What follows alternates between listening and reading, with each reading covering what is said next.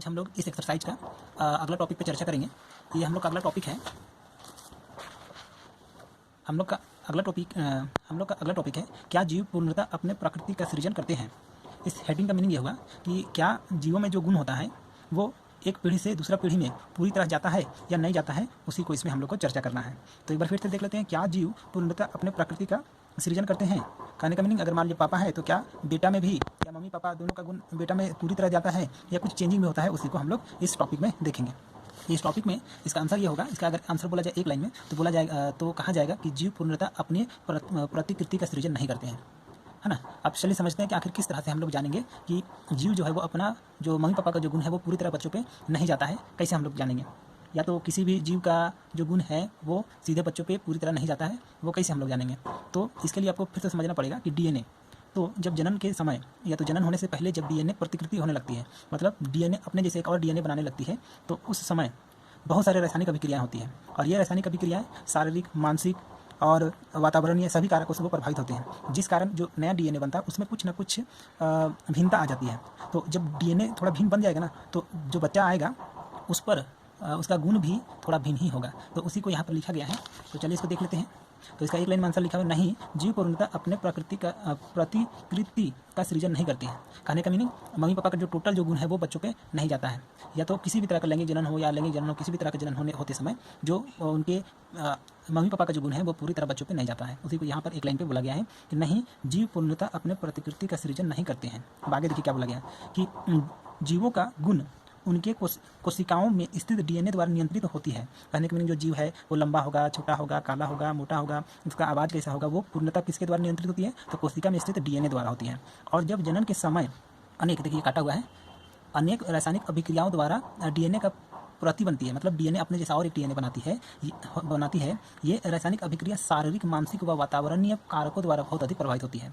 इसलिए कहा जाता है कि अगर कोई औरत प्रेग्नेंट हो तो उस समय उसको ज़्यादा टेंशन नहीं लेना चाहिए, क्योंकि उसका प्रभाव बच्चों पर बहुत ज़्यादा पड़ता है। तो उसी तरह से यहाँ पर लिखा गया कि रासायनिक अभिक्रिया होती है उस समय शारीरिक, मानसिक व वातावरणीय कारकों द्वारा बहुत अधिक प्रभावित होता है। इस कारण जो डीएनए का प्रति बनती है वह पहले के डीएनए से कुछ ना कुछ भिन्न होता है ना। इसी भिन्नता के कारण भी जीवों में भिन्नता भी उत्पन्न हो जाती है। कहने का मीनिंग, आप देखे होंगे कि अगर दो भाई बहन भी हो तो उनमें कुछ ना कुछ असमानता होती है। तो आप सोचिए कि अगर मान लीजिए एक ही माँ बाप से वो बच्चा जन्म लिया है और उनका गुण बराबर मात्रा में उनमें गया है, तो आखिर उन भाई बहनों के बीच में असमानता क्यों है। तो इसका आंसर यही है कि जब उनका डीएनए जब बनने लगा था तो स्थिति अलग रही होगी, बॉडी का स्थिति हो गया, वातावरण का स्थिति अलग हो गया, या मानसिकता का स्थिति अलग रहा होगा। तो इसके कारण उनमें बहुत सारा भिन्नता देखने के लिए आपको मिल जाता है।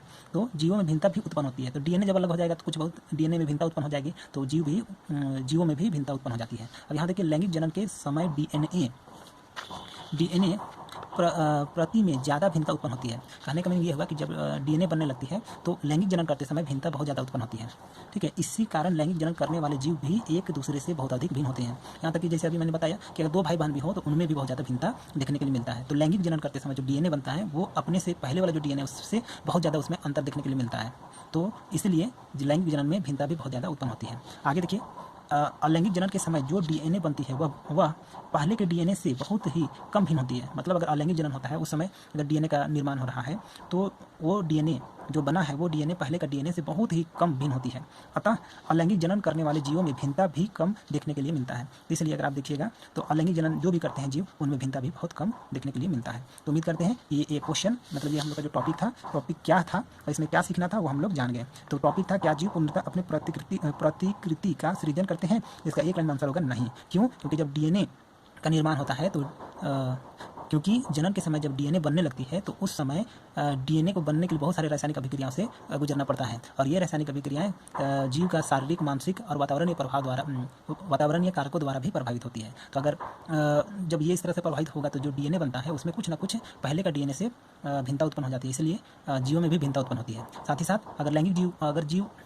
साथ अगर जीव लैंगिक जनन करती है तो उनमें उनके डीएनए में भिन्नता बहुत ज़्यादा उत्पन्न होती है। इसलिए लैंगिक जनन करने वाले जीव एक दूसरे से भिन्न भी होते हैं। और अलैंगिक जनन करते समय अगर डीएनए बनता है तो डीएनए पहले के डीएनए से बहुत कम डिफर होता है, मतलब अंतर होता है उनमें। इस कारण जो अलैंगिक जीव जनन करते हैं उनका अलैंगिक जनन करने वाले जीवों में भिन्नता भी बहुत कम देखने के लिए मिलता है। अर्थात वे जीव जो अलैंगिक जनन करते हैं वे लगभग एक दूसरे के समान होते हैं। उम्मीद करते हैं कि ये पूरा टॉपिक आप लोग को समझ में आ गया होगा।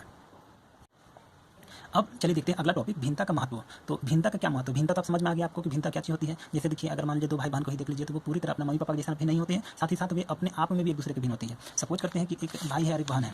सपोज करते हैं कि ये भाई है और ये बहन है, ठीक है, ये बहन है।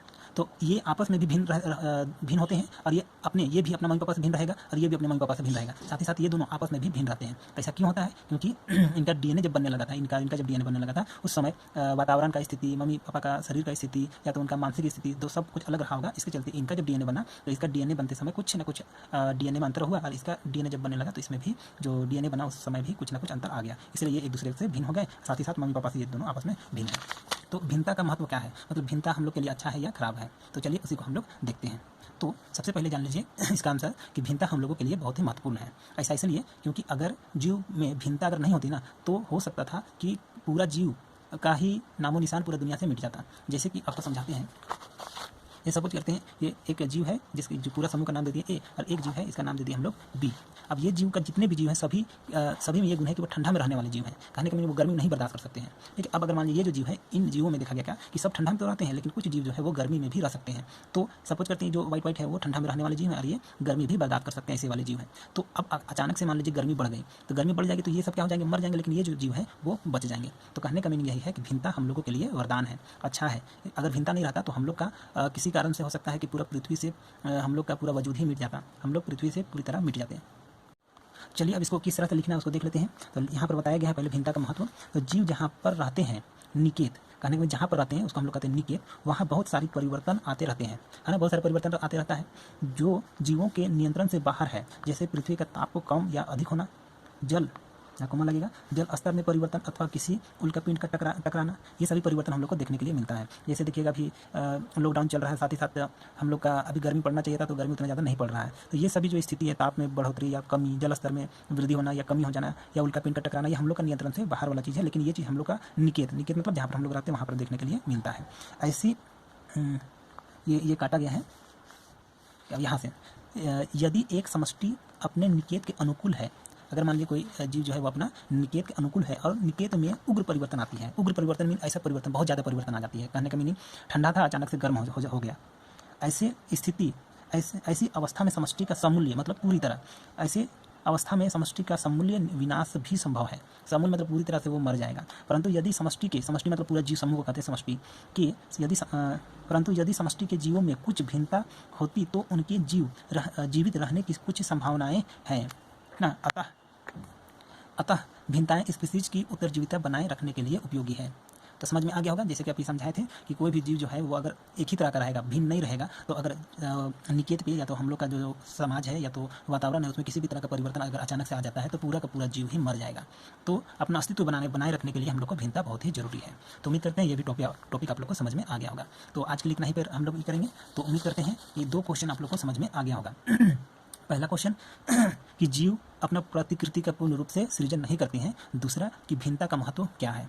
तो अगर इस वीडियो से आप कुछ सीखें तो इस वीडियो को लाइक कर दीजिएगा और चैनल में नए हैं तो सब्सक्राइब कर लीजिएगा। आज के लिए बस इतना ही।